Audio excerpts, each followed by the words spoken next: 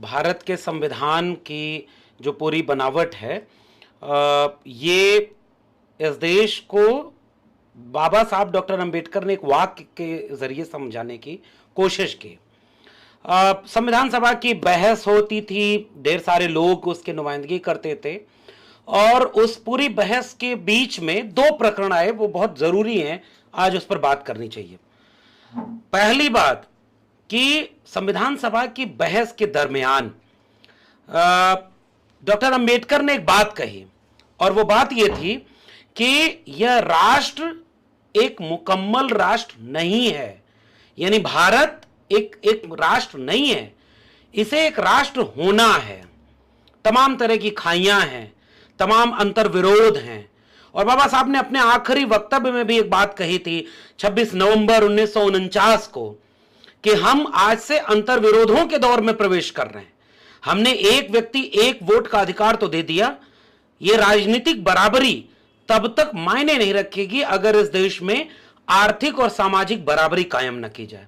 और आर्थिक, सामाजिक, राजनीतिक बराबरी कायम करने यानी समानता और न्याय कायम करने का एक जो दस्तावेज था, वो रास्ता था, वो भारत का संविधान था। तो वो जो अंतर विरोधों के दौर में प्रवेश था, वो एक किस्सा यहां से शुरू होता है। और बाबा साहब ने एक बात कही थी कि संविधान एक कागज का पुलिंदा मात्र रह जाएगा अगर इसे लागू करने वाले लोग अच्छे ना हुए, नियत अच्छे ना हुई।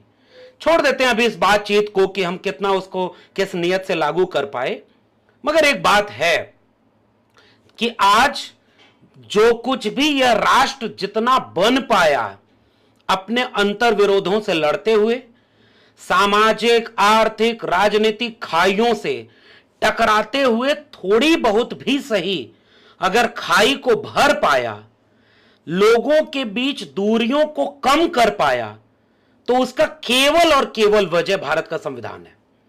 अगर भारत का संविधान न होता तो यह अंतर विरोध इस देश को कभी एक देश नहीं बनने देते। एक बात तो यह।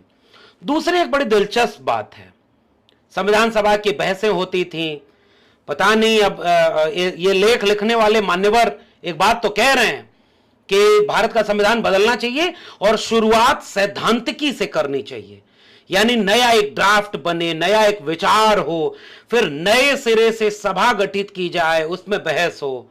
पता नहीं, मुझे पूरा भरोसा है कि मान्यवर ने जो 8-9 वॉल्यूम की किताब संविधान सभा की बहसों की शायद नहीं पढ़ी होगी। बहसें हुई और वो केवल 1935 के दस्तावेज का भारतीय संस्करण नहीं है, अंग्रेजों के और बाकी संविधानों का भारतीय संस्करण नहीं है। ये सबूत देती हैं संविधान सभा की बहसें। अब एक बात यह है, उस बहस में एक बड़ी बहुत दिलचस्प वाकया हुआ। कुछ लोगों ने यह सुझाव दिया कि भारत के संविधान को भगवान के नाम पर शुरू किया जाए, कुछ और लोग थे जो कहते थे नहीं खुदा के नाम पर, बाकी लोग। डॉक्टर अंबेडकर ने कहा कि इस पर वोटिंग होगी। और दिलचस्प बात है, 2023 में इस बात को याद करना जरूरी है, वोटिंग हुई और भगवान या खुदा सब हारते हैं और we the people of India यानी हम भारत के लोग जीतता है ये पदबंध जिससे भारत का संविधान शुरू होता है। यानी केंद्र में कौन है? हम भारत के लोग। और ये जो एक और महत्वपूर्ण बात है, आज जो हमला है ना, ये जो हम भारत के लोग को हम बनाना है, ये भारत का संविधान कर रहा है। और जो हम भारत के लोग को मैं और तुम भारत के लोग बनाना चाहते हैं, उनकी राह में सबसे बड़ा रोड़ा भारत का संविधान है। इसलिए कल तक ये संविधान बदलने, संविधान की प्रतियां जलाने, संविधान को ध्वस्त कर देने, इन सारी चीजों की बात दोयम दर्जे के राजनेता या कुछ प्रायोजित प्रोपेगेंडा वाले बाबाओं के जरिए कहलवाई जाती थी।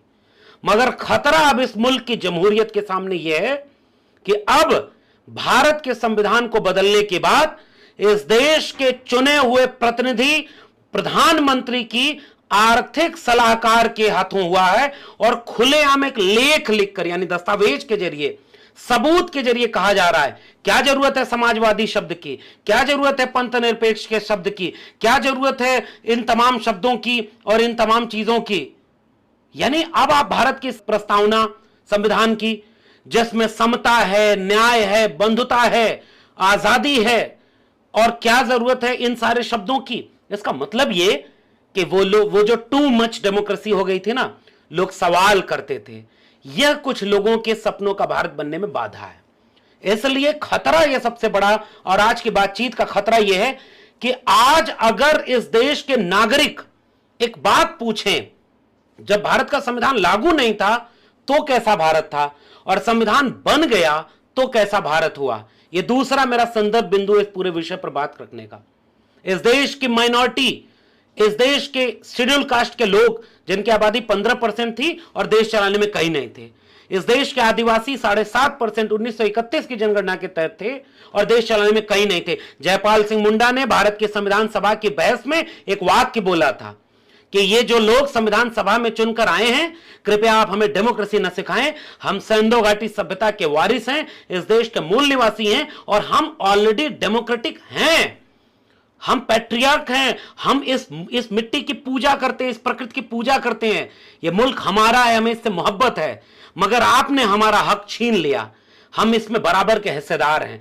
तो भारत के संविधान ने सुनिश्चित किया कि वो 7.5% आदिवासी को उसका हक मिलेगा, 15% दलितों को उसका हक मिलेगा। यह भारत के संविधान ने सुनिश्चित किया। ये भारत के संविधान ने यह सुनिश्चित किया कि कोई अब गले में मटका और पीठ पर झाड़ू नहीं बांधेगा, किसी को पानी पीने से रोका नहीं जाएगा, कोई सार्वजनिक सड़क पर चलने से मारा नहीं जाएगा और कोई शिक्षा से वंचित नहीं किया जाएगा, कोई रोजगार से वंचित नहीं किया जाएगा। यह सब कुछ हक, यानी मनुष्य होने का जो हक था, आधुनिक राष्ट्र होने का हक था, यह संविधान ने दिया। और आज कौन लोग हैं जो कहते हैं कि संविधान इस देश में बाधा है, संविधान बदलना होगा। इसलिए मैं खतरा यह कह रहा हूं कि संविधान के पहले का भारत, हमारे जैसे लोग, हमारे जितने लोग हाथ में कलम और किताब लिए हुए ना, यह मुमकिन नहीं होता अगर इस देश में भारत का संविधान नहीं होता। तो आज हमारे जैसे लोगों के ऊपर एक जिम्मेदारी है कि एक नक्शा बनाए इस देश का, कि जब संविधान नहीं लागू था तो यह देश कैसा था, किनका वर्चस्व था, किनको हर चीज पर कब्जा था, कौन देश में चलाता था देश और कौन हाशिए पर था। और संविधान बन गया तो आज इस देश में राष्ट्रपति उस समय के.आर. नारायणन थे। जब बार बार ये आरएसएस और बीजेपी के लोग जब सरकार में आते हैं तो सबसे बड़ी बाधा इन्हें भारत का संविधान ही नजर आता है। मैं तो सल्यूट करूंगा, संविधान पर बात हो रही है, बाबा साहब डॉक्टर भीमराव अंबेडकर को, कि भले ही उन्होंने कहा कि अगर ये ढंग के लोग नहीं लागू हुए तो मैं इसको बदलने की बात करूंगा, फिर भी उन्होंने कहा कि जितना भी हक इस देश के लोगों को मिलेगा वो भारत के संविधान से मिलेगा। इतना कायदे का दस्तावेज बना गए हैं कि आजादी का 75 साल मनाने के बाद 95 साल तक, अपने 90 साल तक मुख्यालय पर झंडा न फहराने वाले, देशभक्ति में भाग न लेने वाले, जंग आजादी के विरोध में खड़े लोग आज भी भारत के संविधान को इतना बड़ा खतरा मानते हैं कि अगर वो संविधान रहे तो ये अपने वो हिंदू राष्ट्र और आरएसएस वाला राष्ट्र नहीं बना सकते। इसलिए मैं सल्यूट करता हूं अपने पुरखों को, नेहरू को, गांधी को बार बार याद करता हूं, भगत सिंह को याद करता हूं और बाबा साहब अंबेडकर को, जयपाल सिंह मुंडा को और तमाम लोगों को। ये इस देश के इम्तिहान का वक्त है। आज जो लोग, आप कल्पना करिए ना, संविधान की प्रतियां कहां जलाई गई? दिल्ली के जंतर मंतर पर। कोई जेल में है? नहीं। किसी घर पे बुलडोजर चला? नहीं। बाबा बैठ करके कहते हैं सब कि भारत हिंदू राष्ट्र बनेगा, कोई कार्रवाई नहीं, उनको सरकारी सुरक्षा मिली हुई है। संविधान बदलने की बात अब देश के प्रधानमंत्री के आर्थिक सलाहकार कह रहे हैं। इसलिए इन नागरिकों के सामने हमारे लोगों की जिम्मेदारी है कि हम ये बताएं कि अगर यह संविधान मिला तो किसको किसको पढ़ने का हक मिला, जमीन खरीदने का हक मिला, वोट डालने का हक मिला, जो भी रोजगार करना चाहते हैं वो हक मिला, बोलने की आजादी मिली, सवाल पूछने की आजादी मिली, अपने वोट से पीएम सीएम बनाने की आजादी मिली, खुद अपनी मेहनत से डीएम बनने की आजादी मिली। सब कुछ छीन लिया जाएगा। एक तरफ लेटरल एंट्री, एक तरफ ऐसे कानून की बोलने पर अब जेल में डाला जाएगा। इसलिए भारत का संविधान बाधा है और इसलिए यह बहुत बड़ा संकेत है। इस देश में चुनाव बहुत होंगे, कोई हारेगा कोई जीतेगा, लेकिन अब जो होने वाला है 2024 के बाद इस देश में, यह इसका एक वैधानिक संकेत है। यह लेख आर्थिक सलाहकार का, और आर्थिक सलाहकार जो ये बता रहे हैं, ये साफ तौर पर संकेत कर रहे हैं कि राष्ट्रीय स्वयंसेवक संघ भारत के संविधान को नहीं पसंद करता, भारतीय जनता पार्टी भारत के संविधान को नहीं पसंद करती। आज एक और आखिरी टिप्पणी कर रहा हूं, दिल्ली में एक सेमिनार होता है और उस सेमिनार में खुलेआम एक भगवा रंग का संविधान प्रस्तुत किया जाता है कि 2024 का चुनाव हम अपने लोगों को जितवाएंगे, और जब 2025 में राष्ट्रीय स्वयंसेवक संघ के 100 साल पूरे होंगे तो यह भगवा संविधान इस देश में हम लागू करेंगे, जो हिंदू राष्ट्र बनाने की बात करता है, जो गोडसे, गोलवलकर और हेडगेवार के विचार की बात करता है। इसलिए जो भी गरीब, मजलूम, कमजोर लोग हैं, दलित, पिछड़े, आदिवासी हैं, पसमानदा हैं, और जो भी हाथ से श्रम करता है, जिसको संविधान ने रत्ती भर भी दिया है ना, आज इम्तिहान इन लोगों का है कि क्या आप अपने संविधान से छेड़खानी करते हुए पीढ़ियों से जो हासिल था वो चंद दिनों में अब जाने को है। इसलिए ये इस पूरे राष्ट्र के ऊपर हमला है। जिसे भी राष्ट्र से मोहब्बत है, आज के अब कल्पना करिए ना कि आपने इंट्रो में 2 लोगों का नाम लिया, जेडीयू और राष्ट्रीय जनता दल। बाकी पॉलिटिकल पार्टियां कहां हैं? बाकी लोग बुद्धिजीवी कहां हैं? सामाजिक कार्यकर्ता कहां हैं? और संविधान अगर बदल दिया जाएगा तो आज हम कहते थे ना कि फला जेल में प्रोफेसर है, फला जेल में छात्र है, आंदोलनकारी है, पत्रकार है, कल को यह भी बोलने वाला कोई नहीं बचेगा कि जेल में कौन है। इसलिए संविधान इस देश की आत्मा है। संविधान इस भारत को, भारत आइडिया ऑफ इंडिया का प्रतीक है।